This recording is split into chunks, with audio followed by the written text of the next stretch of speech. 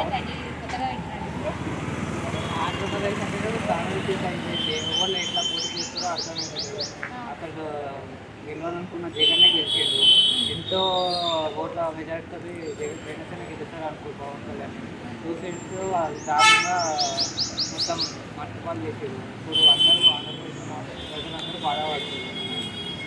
ఎంతకన్నా comedy రాష్ట్రం అంటే ఏది లేదు. మనమే కిచెన్లో ఆంధ్రప్రదేశ్ మొత్తం కొలాప్స్ చేసేస్తున్నాము.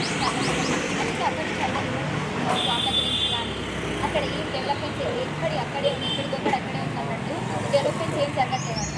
ఇప్పుడు మరి ఇలానే కంటిన్యూ అయితే ఏంటంటే పరిస్థితి ఏంటి ఆంధ్రప్రదేశ్ పరిస్థితి?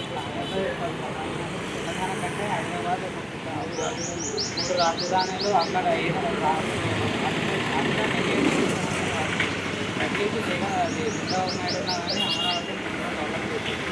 ఇప్పుడు జగనానికి అది రాజధాని కూడా ఏర్పాటు పరిస్థితి ఎక్కువ లేదు. జాబ్ సెలెక్షన్ లేదు. అది అమ్మఒడి నాన్నఒడిలో అసలు ప్రజలకు కూడా అందుతాయి. ఉన్న కోర్సులు అన్నీ వికెట్స్ అవి మీద కూడా కేసులు పెట్టి కుక్కని కోర్టులు కొట్టిస్తారు. అట్లా ఇవి ఉన్నాయి కూడా మన అది ఉంది వైజాగ్లో అది మొత్తము సెట్ చేసేసారు రౌండ్గా. ఇక ఉన్నాయన్నీ స్కామ్ చేస్తుంది తప్ప డెవలప్మెంట్ అంటే ఏం లేదు. ఇచ్చుకుంటుంది ఇలా అప్డేట్ చేయకపోతే డెవలప్ చేయకపోతే ఆంధ్రప్రదేశ్ తలుచుకుంటేనే భయంగా ఉంది. అసలు ప్రజల పరిస్థితి ఏంటి? జాబ్ల గురించి ఒకరు ఇద్దరు అన్నట్టు చెప్తున్నారు. అక్కడ ప్రతికి వాళ్ళ పరిస్థితి ఎట్లుందంటారు? అదే ఇప్పుడు ఆంధ్రప్రదేశ్ అట్లనే ఉందంటే మరో శ్రీలంక అయిపోయింది. శ్రీలంకలో ఎట్లయితే దారుణాలు చూసినామో ఇప్పుడు ఉన్న ఆంధ్రప్రదేశ్ కూడా అదే అంటే బాధపడుతూ ఉంటుంది. ఈ ప్రజలైనా ఎప్పటికైనా మేలుకొని ఇంకా రాజకీయ నాయకుడిని సో మీ దృష్టిలో కొత్త నాయకుడు, మంచి నాయకుడు ఎవరు వస్తే బాగుంటుందంటారు? ఇప్పుడు ఉన్న సిచ్యువేషన్లో అయితే ఇప్పుడు చంద్రబాబు నాయుడు అంటే ఎక్స్పీరియన్స్ క్యాండిడేట్ అవుతుంది. దానికి అంత ప్రాంప్ట్ ఉంటుందో తెలియదు. జగన్ అయితే చూసుకున్నాము అని ఒక బుద్ధి ఉంది. ఇప్పుడు జనసేన అంటే ప్రాంప్ట్ ఆయనకి ఎన్నో సంతోషాన్ని అన్నీ వండుకొని ప్రజల ముందు కూర్చుంది. ఎన్నో సభలు పెట్టి దాన్ని సక్సెస్ఫుల్గా సాధించింది. ప్లస్ ఆయన వెనుక యువత కూడా అట్లనే ముందుకు ఆయన నడిపిస్తున్నారు. జనసేన వీళ్ళకన్నా పెట్టాలని నా అభిప్రాయం. జనసేన పార్టీ వస్తే ఆంధ్రప్రదేశ్ మంచిగా డెవలప్ అవుతుందని అనుకుంటున్నాను. ఒక 2 times జనసేన వస్తే పక్కా అభివృద్ధి చెందుతుంది. సో మన తెలంగాణ విషయానికి వస్తే కేసీఆర్ సార్ ఎలాగో ఉన్నారు, మనం ఏం చేశారో చూసాం. సో వచ్చే ఎలక్షన్స్లో వస్తే బాగుంటుంది మన తెలంగాణ. ఇప్పుడు ఈసారికి అయితే తెలంగాణలో కేసీఆర్ తప్ప వేరే వాళ్ళకి అవకాశం లేదు. మళ్ళీ కాంగ్రెస్కి అయినా సరే బీజేపీకి అయినా బ్యాక్ ఫామ్ కావాలంటే కూడా కొత్త అభ్యర్థులు అది కూడా కంటెంట్ లైక్ రేవంత్ రెడ్డి, రఘునందన్ అటువంటి క్యాండిడేట్ వాళ్ళ పార్టీలలో ఒక 5-6 మెంబర్స్ అయినా ఉంది. పార్టీ నడిపించేంత దమ్మున్న వాళ్ళే వస్తారు. ఇప్పుడు టీఆర్ఎస్లో మాత్రం హరీష్ రావు అవుతారు, కేటీఆర్ సారు, లైక్ కేసీఆర్ అంటే అందరూ కొంచెం గొప్ప ఎక్స్పీరియన్స్ అనేది చేస్తారు. వాళ్ళని చూసి వేరే ఎమ్మెల్యేలు కూడా నేర్చుకోవడానికి అవకాశం ఉంది. దాంట్లో రేవంత్ రెడ్డి అంటే ఒక పార్టీలో ఒక్కరిద్దరే ఉన్నారు నడిపించండి. ఎంతైనా సరే ఒక్కరి మీద బటన్ పడితే కూడా కష్టమైంది. వీళ్ళు కూడా ఏ రాష్ట్రంలో సరే ఒకటే పార్టీ నుంచి వీళ్ళు అంటే మామూలుగా ఒకటే లీడింగ్ ఉండొద్దు. కాంపిటీషన్ అనేది పక్కా ఉండాలి. వేరే పార్టీలో కాంపిటీషన్ లేదు. వాళ్ళు ఇట్లా నాయకులను సరిగా చేసుకుని రావాలని. Thank you so much. So అలాగే మన షర్మిల గారు లేడీ కానిస్టేబుల్ని కొట్టింది, ఆ విషయం మీకు తెలిసే ఉంటుంది.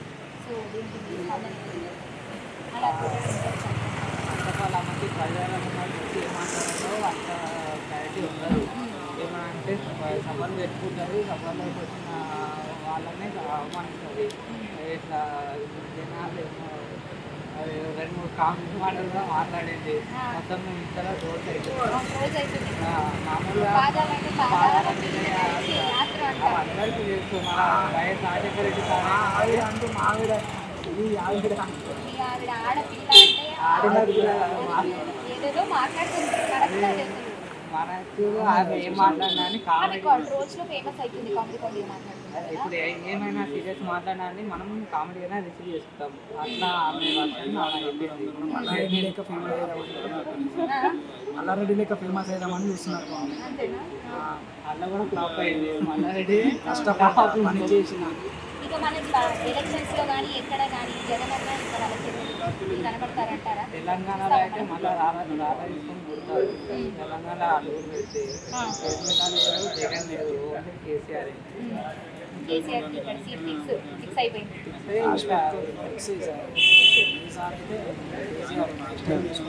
ఆ, కేసీఆర్ కట్ చేశాను ఎవరికి లేదనుకుంటున్నా. అది మాట్లాడాలంటే వేరే పార్టీలో కూడా అంత బలంగా ఉంటారు.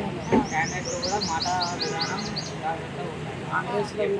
కాంగ్రెస్లో కూడా ఒకరికొకరికి ఓటేషన్ అనేది లేదు. రేవంత్ రెడ్డి ఒక్కడే బయట జనాలలో ఇట్లా కార్యకర్తల కార్యక్రమం ప్రతి ఒక్క ఎమ్మెల్యే ఎంపీ అంటే స్ట్రాంగ్ ఉండాలి కదా. ప్రతి ఒక్క కాన్స్టిట్యూషన్ ఓన్లీ ఒక రేవంత్ రెడ్డిని ఎత్తుకురావాలంటే వాళ్ళందరి మందర కోఆర్డినేషన్ వచ్చి అందరూ మన Congress strong in coming next 5 years తర్వాత వచ్చే అవకాశం ఉన్నది. ఎన్నికలకు 1 year అయితే లేదు మనకు.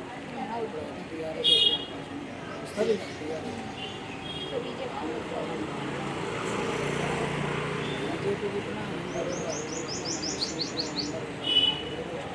వాళ్ళ మధ్య కాదు మాట్లాడకుండా నేను అట్లా మంచిగా మన తెలంగాణ అందరూ ఒకటే అనే ఒక నమ్మకంతో ఉన్నారు. ఈ మతం అనే పేరు తీసుకురాకుండా వాళ్ళకి ఇట్లా పడితే వాళ్ళకి ముందుకు రావాలి సేవ చేయాలి. మనకు ప్రజల ఓట్లు కావాలన్నప్పుడు అందరూ మనుషులు అంటే ప్రజలే. సో ఈ కులం వాళ్ళైతేనే కుల మతం లేదా తీసుకొస్తే ఎట్లుంటుందంటే వీళ్ళైతేనే ఓటేయాలి, వీళ్ళు ఏదన్నా అది నడవదు కదా. అందరు వేస్తేనే నువ్వు కుల మతాలు ఏడున్నాయండి అసలు మా స్కూళ్ళల్లో మేము కాలేజీలలో మేము చదువుకోలేదా ఓన్ కులం తెలియదు, ఓ మతం తెలియదు, ఏం తెలియదు. భక్తులేమో ఈ కులము మతాల పేర్లు ఏడొస్తాయంటే రాజకీయ నాయకుల దగ్గరనే వింటాను. చిత్రాలు ప్లీజ్ మాట్లాడాలి. నువ్వు జనాలకు ఏం చేస్తావు, నీ దగ్గర ఎంత చట్టం ఉంది, చీల ఎంత దమ్మున్నా అది చూపించాలి కదా. మాట్లాడాలి వీళ్ళు కొట్టుకో వాళ్ళు మంచిగా ఉంటారు. వాడు ఏమేమని చెప్తాడు, అరే ముస్లిం ఓట్లు నువ్వు వేసుకోరా, బీజేపీ హిందూ ఓట్లు నువ్వు వేసుకోరా, వాళ్ళు మంచిగా ఉంటారు, కూర్చొని తాగుతారు. నీకు కులం మతం నువ్వు ఏం చేస్తావు, నీకు చేసే దమ్మేమున్నది, ప్రజల కోసం ఏం చేస్తావు చేసుకొని వీళ్ళు ఓట్లు అడుక్కోవాలి. కానీ ఎంతసేపటి కులం మతం రాజకీయాలు చేస్తే ఏమొస్తుంది, ఓట్లు పడడం కష్టమే. ఇప్పుడు యువతకి ఇట్లా మేలుకుంటున్నారు, ఇప్పుడు కరెక్ట్ వానికి పైసలు తీసుకోరు, జనాలు ఏమంటే పైసలు తీసుకోరు. కాకపోతే ఎవడైతే కరెక్ట్ నాయకుడు వానికి పైసలు ఇస్తున్నారు. తీసుకోండి, కాకపోతే మీరు రియలైజ్ చేసినవి ఎవరు కరెక్ట్, ఎవరైతే మనకి మంచిగా చేస్తారు అనేసి ఉంటే బాగుంటుంది. ఇప్పుడు వాడు ఇచ్చే 2000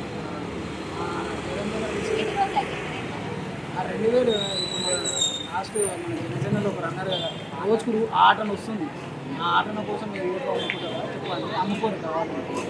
కాకపోతే తీసుకుని బయట తీసుకోవడం తప్పలేదు. మా దగ్గర బ్లాక్ మనీ ఉన్నట్టు పంచుకోండి, తీసుకోరు. కాకపోతే కరెక్ట్ నాయకుడిని ఎన్నుకుంటాం. ఇంకోటి ఏంటంటే మన ఎలక్షన్ సిస్టమ్ ఎట్లుండాలన్నా మారాలి. ప్రతి ఒక్కరు కూటర్ తాగి ఆవు తాగి పోయి గెలుస్తుంది. ఏ వరకు అలా ఉండడం ద్వారా మన టెస్ట్ చేస్తారు. ఆ టెస్ట్ చేసినప్పుడు వేయాలి. లేకుంటే ఇట్లా మనం ప్రతి ఒక్కరు తాగి తీసుకొని మనం రోజు కోసం చూసుకుంటే 5 సంవత్సరాలు మన జీవితం నాశనం చేసుకోవాలి.